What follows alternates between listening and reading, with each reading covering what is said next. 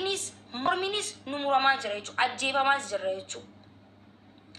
Dubartiin kan gudeedamaa jirtu lafa Oromiyaa irratti, lafa Oromiyaa, lafa Oromoo irratti jechuudha kun kataa jiru. Emotional nama godha. Waan dubbattu wallaalte jechuudha. Lafa abbaa keetii irratti, lafa keetii irratti yoo tumamtu, yoo ajjeefamtu, basma am jedhamte yoo mormi sirraa muramu barkan gorraan bari re'eefaa hoolaafaa gorraamaa bar lukkuufaa gorraamaa bar akkatti gorraamuu qaba sanillee.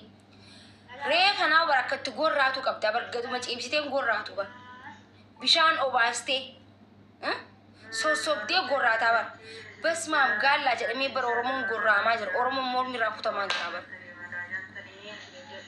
Kana caala maal godha maal taaree Oromoon maal taa kana caala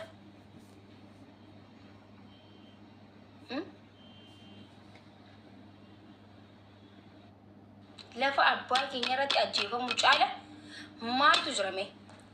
Kanaafuu Amaarri nu keessaa bahuu qabdi.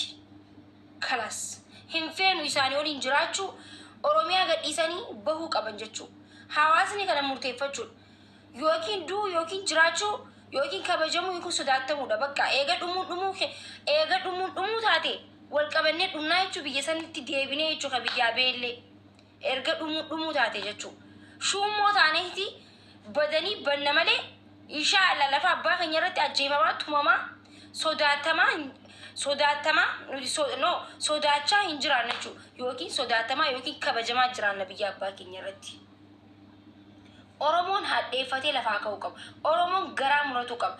Kalaas sirna gadaa maal gadaa nurraa dhiisaa nama waa'ee sirna gadaa dhugaa rabbii dubbachuudha.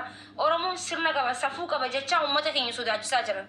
Uummanni akka dhagaan darbanne ta godhaa jira jechuudha. Uummanni akka bakka qabatee hin ajjeesne godhaa jira.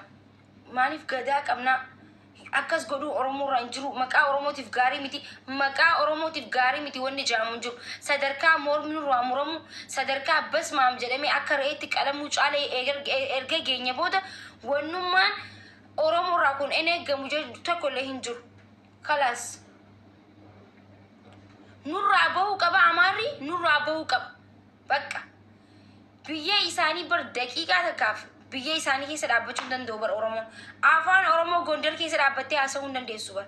Gondar keessa because keessan dabare waan ta'eef waan isaan nu godhan nin beeka jechuudha. Keessa as gaafa dhufu bar Gondar keessa dabaree dhufee bar. Akka itti dabarre nuti beekaa bar. Mattaawoqiyaa Oromiyaa eessa akka goonee biyya san hin baane anaatu beeka jechuudha. Ichi Oromoonis mindinash wadeetinash keetinash naan jaani haaf laxna godhanii jechuudha. Daqiiqaa takkaaf anqoo makiinaan gabbuutu sanitti haaf nu godhanii bar laxnu godhanii daqiiqaa takkaaf ka isaan horanii achi keessatti waamee qataanii jiraatan Oromoon guyyaa tokko gabbeetti dubbatee hin beeku. Yookiin sodaatamta yookiin hin kabajamta jechuudha. Mootummaan finxaaleeyyii faannoo Oromiyaa keessaa nurraa hin baasu taanaan haqee keenya jiru kaballaan dhiitichaan baasa. Ifirraa dhoonee gabbaasna jechuun nuti Oromoon. Kalaas finxaaleeyyii faannoo halkan seentee uummata irraa shanaa jirtan yoo nurraa hin baasin yoo nurraa hin dhorkin ollaa keenya jiru zabbaxaa jiraanna jechuun nutis. Because lubbuun jiraachuudhaaf wanti goone hin jiru Oromoo kana booda. Oromoon nagayaan barbaada jee nagaya gaafate. Oromoon mirga lubbuun jiraatu gaafate bar biyya abbaa isa irratti lafa abbaa isa irratti Oromiyaa irratti bar mirga lubbuun jiraatu gaafate bar. Gondar dhaqeeti miti mirga lubbuun jiraatu ka gaafate Oromoon. Oromoon qee nama biraa dhaqeeti miti mirga lubbuun jiraachuu kan gaafate. Lafa isa irratti mirga lubbuun jiraachuu gaafate bar. Saba guddaadha bar Oromoo jechuun saba guddaa hangafa Afrikaati bar. Kanaarraa akkatti lafatti taa'ee qalamu jiru akka hoolatti jechuudha. Qaanyi sabni guddaa hangafa Afrikaa yoo akkana ka godhan ta'e qaanyidha nutiifillee jechuudha. Seenaa bara harka muraa himuu turre bar nuti nagarre bar harka muraa harma muraa noolee fi calii calanqoo bar dhageenyi dubbatu ture bar bara keenya bar mormaa murame bar tokkorrallee lama murame bar mormi tokko mukarra kaayyatee caffara jecha caffara gaallaa gaddelku jee tokko immoo basmaam jeeti akka re'eetti akka hoolatti gad ciibsee gorree jechuu ilma Oromoodha. Kana caala wanti Oromoon ta'u maaltu jira kana caala dubartii ulfaa dhiitanii ulfa keessaa baasan haadhaa fi ilmoo as wal bira ciibsaniiti gudeedaa jiran bara Oromiyaa keessatti. Kana hin beektanii? Haadhaa fi ilmoo wal bira ciibsaniiti gudeedaa jiran. Wal bira ciibsanii jechuun osoo abbaa manaa arku abbaa manaa gamasitti hidhanii kunillee ni jira Oromiyaa keessa kan ta'e Oromoo irratti. Kista takka waan dubbannuuf waan haasofnullee hin wallaanne jechuudha. Biyya abbaa keetirratti yoo akkana taatu yoo rakkattu yoo baqattu Oromoon baqateellee baqateellee bari biyya baqateetti bar nageenyaan harkatu bar.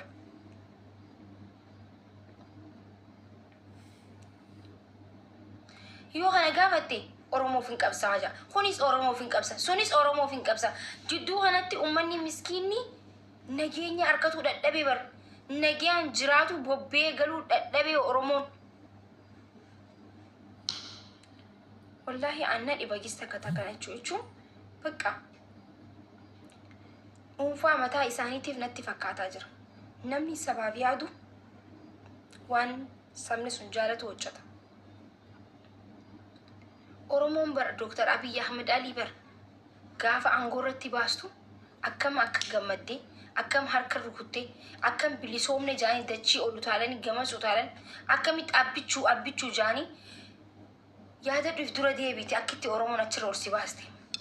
Koofla Oromoo gaddatti deebiste jechuudha. Guyyaa tokko wanta Oromoon gammachiisu hojjettee hin beektu. Nuti Oromoo ta'uu keetiif anqa aangorra teessu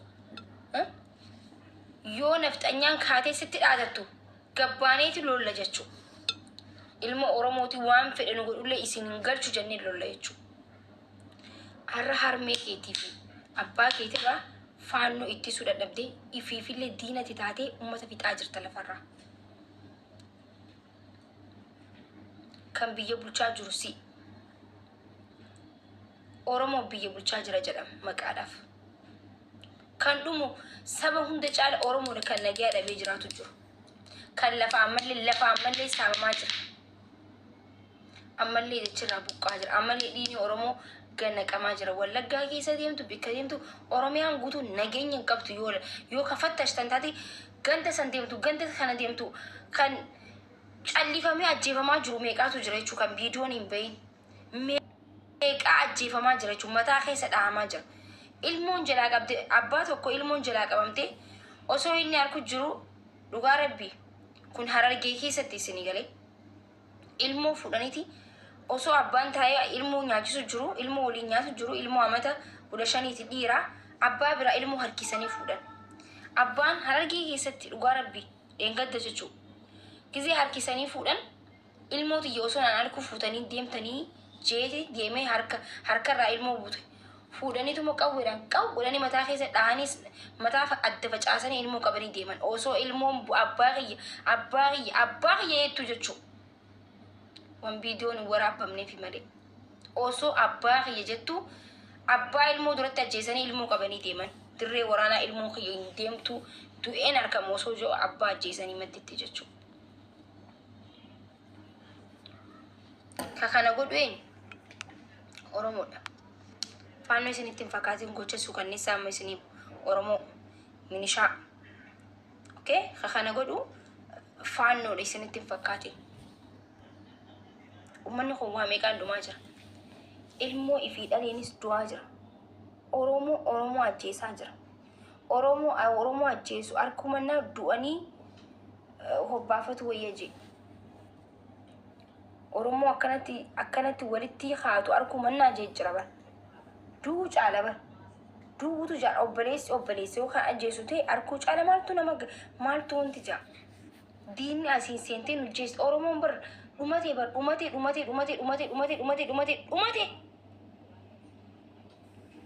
kana caala maaltu nu hafe.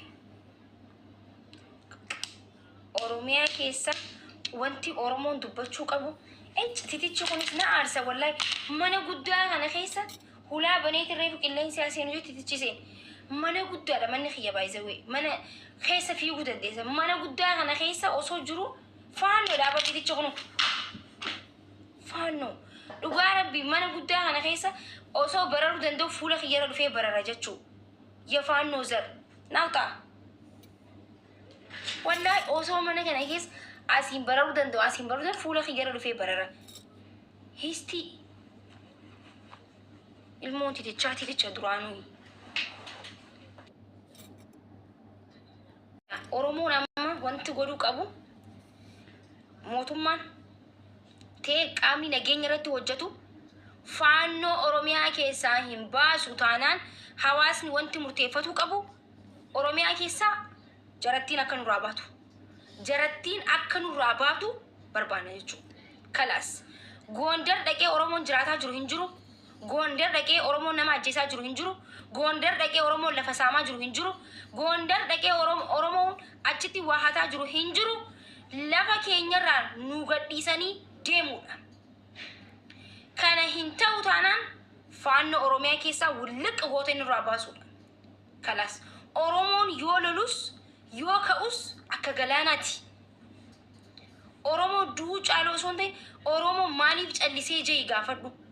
ዝም ያለ ጊዜ ፍራ ኦሮሞ ወንተ ጨልሴፍ ቀብ ሜ ሃተው ሜ ሃላሉ ሜ ቆየ የሮ አከንኑ ሜ ማልቱ ዱፈጄ ኦሮሞ ጨልስ ነምኒ ጨልሴ ጋፈ ኬሞ ሌንጨ ጫሉ ታጀቹ ከናፉ ዳጌፈታ ጅርተን አዘላ ኒ ጅርተኒን ቢሃዋንቴ ፋኖ ኡመተ ራዮ ከንዶር ኪኒታቴ ሁንዲ ኬኛ ኦላ ኤገላ ይቹ ፍራ ባስኔ ጎንደር ፊ ጎጃም ኢሳኒቲ ኤርጊነ ጀቹ wanti lafa keenya irratti ajjeefamne gorra'amnu hin jiru. Silaa isaan amma taate daqiiqaa takkaaf nu bulchan jechuudha. Silaa isaan irratti godhan kana goote